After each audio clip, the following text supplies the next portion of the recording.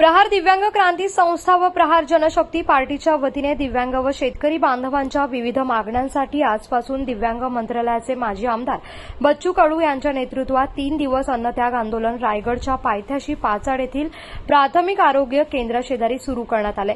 यावेळी आंदोलनाचे संयोजक व प्रहार जनशक्ती पार्टीचे सचिन साळुंके, ओंकार साळुंके, प्रहार अपंग क्रांती संस्थेचे महाराष्ट्र सचिव सुरेश मोकळ, राज्याध्यक्ष धर्मेंद्र सातव, रायगड जिल्हा अध्यक्ष सुनील गणबोडे, महाराष्ट्र संपर्क प्रमुख रामदास खोत, अभियान प्रमुख महेश बडे या ठिकाणी उपस्थित होते।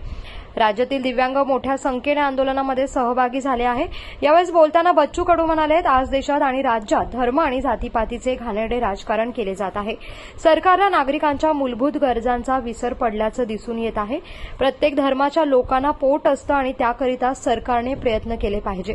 औरंगजेबाने त्याच्या काळात जेवढे लोक मारले नसतील त्यापेक्षा अधिक लाखो शेतकऱ्यांनी राज्यात सरकारच्या चुकीच्या धोरणांमुळे आत्महत्या केली आहे, परंतु त्याकडे जाणीवपूर्वक दुर्लक्ष केलं जात आहे। औरंगजेबाने तलवारीच्या टोकांवर लोकांना मारलं, मात्र सध्याचे राज्यकर्ते हे त्यांच्या विविध धोरण कलमाने मारत असल्याचं दिसून येत आहे।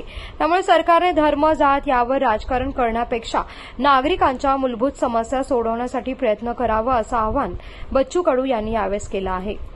महाजिजाऊचं आताच वंदन आम्ही केलं आणि रायगडाच्या या पायथ्याशी ज्या शिवराज्यामध्ये शेतकऱ्यांच्या पिकाच्या देठालाही हात लावू नये असा राजवटी कारभार पुन्हा या देशात चालू व्हावा। अर्थातच आपण जर पाहिलं तर सगळीकडे महागाई वाढत आहे, प्रत्येक गोष्टीची किंमत वाढली, पण दिव्यांगांचं मानधन वाढत नाही। त्यांना दर महिन्याला भेटणारं मानधन 4-4 महिने भेटत नाही। शेतकऱ्यांच्या कर्जमाफीची घोषणा केली, परंतु ती सुद्धा बजेटमध्ये दिसत नाही। कोकणासह परिसरातील ताज्या घडामोडींसाठी सागर डिजिटलला सबस्क्राइब करा आणि नोटिफिकेशनसाठी बेल आयकॉनवर प्रेस करा।